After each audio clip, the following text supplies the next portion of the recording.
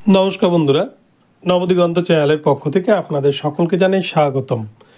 তো বন্ধুরা, আজকে সকালে গুড মর্নিং জানিয়ে আপনাদের জন্য নতুন যে আপডেটটি শেয়ার করতে চলেছি সেটি হচ্ছে 32,000 চাকরি বাতিল মামলা। আপনারা জানেন আর মাত্র 3 দিন পরেই কিন্তু তার শুনানি হতে চলেছে মহামান্য ডিভিশন বেঞ্চে। তো এই মামলায় বর্তমান যা স্ট্যাটাস তাতে কোন দিকে এগোচ্ছে, রিপ্যানেল নাকি পুরো প্যানেল বাতিল, তো এই বিষয় নিয়ে বিস্তারিত আপডেট এই ভিডিওতে শেয়ার করতে চলেছি। আপনারা সম্পূর্ণ ভিডিওটি মনোযোগ সহকারে দেখুন। তবে তার আগে বলে, যারা প্রথমবার চ্যানেলটি দেখছেন, যারা এখনও চ্যানেলটিকে সাবস্ক্রাইব করেননি, আপনারা অবশ্যই চ্যানেলটিকে সাবস্ক্রাইব করে দেবেন। তো চলুন আমরা মূল পর্বে ফিরে যাই, বিস্তারিত সম্পর্কে দেখে নিই। তো বন্ধুরা, প্রথমে বলি 32,000 চাকরি বাতিল মামলা গতদিন আপনারা দেখেছেন। গত 12 তারিখের যে শুনানি ছিল সেখানে কিন্তু পর্ষদের তরফ থেকে যিনি কথা বলছিলেন, অ্যাডভোকেট জেনারেল মিস্টার দত্ত, তিনি কিন্তু এক প্রকার ল্যাজে গবরে অবস্থা খেয়ে গিয়েছিলেন। কেননা আমরা জানি একটা মিথ্যা কথা বলতে গেলে 1000টা মিথ্যা কথা বলতে হয়।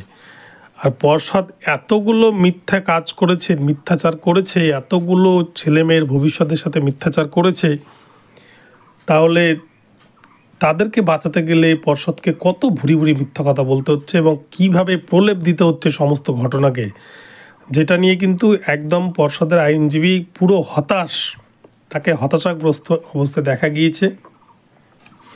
বিচারপতি কিন্তু পুরো বুঝে গিয়েছেন যে আসলে বিষয়টা কি হয়েছে, যে এত যখন মামলা হয়েছে যেখানে 75টা ক্যান হয়েছে শুধুমাত্র একটা কেসের ওপরেই, একটা ভাইটাল কেস, যে কেসকে কলকাতা হাইকোর্টের সিঙ্গেল বেঞ্চ এবং ডিভিশন বেঞ্চ এমনি এমনি তো আর বাতিল করে দেয়নি, রিপ্যানেলের নির্দেশ দেয়নি। নিশ্চয়ই এর মধ্যে ঘাপলা রয়েছে, এর মধ্যে নিশ্চয়ই কিছু ইললিগাল বিষয় রয়েছে যেখানে কোনো কিছুই সঠিকভাবে হয়নি।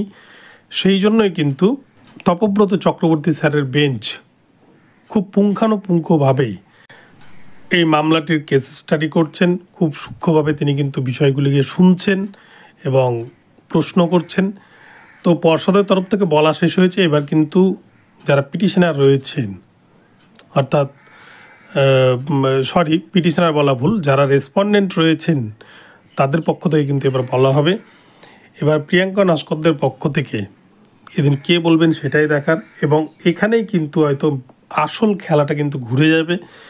এবং যখন সঠিক এভিডেন্স এবং ডকুমেন্টস প্রডিউস করা হবে, যেখানে কোন কোন কারণে এই জায়গাগুলো, অর্থাৎ যোগ্য ক্যান্ডিডেটরা বঞ্চিত হয়েছে, সেই জায়গাগুলো যখন সঠিকভাবে কোর্টকে দেখিয়ে দেওয়া হবে তপব্রত চক্রবর্তী স্যারের বেঞ্চে, তখন নিশ্চয় কিন্তু এই প্যানেল টেকা হয়তো বড় দায় হয়ে যেতে পারে, ঠিক যেমন এসএসসি 26,000-এর ক্ষেত্রে আমরা দেখেছি।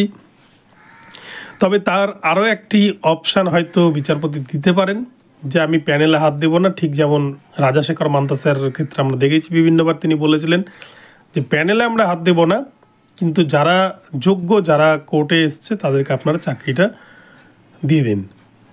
কেউ সেইটা পর্ষদ মানবে কি না আবার সেটাও একটা ব্যাপার।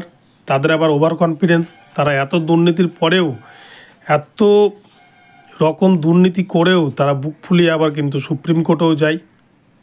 তো যাই হোক, শেষটা কী হবে সেটা দেখা যাবে। তবে যেদিকে এগোচ্ছে তাতে কিন্তু বঞ্চিতদের চাকরি পাওয়ার আশা একটা ভালো সম্ভাবনা রয়েছে। তো বন্ধুরা, এখন এই পর্যন্ত রইল। ভিডিওটি ভালো লাগলে চ্যানেলটিকে অবশ্যই সাবস্ক্রাইব করে দেবেন। দেখা হচ্ছে পরবর্তী ভিডিওতে।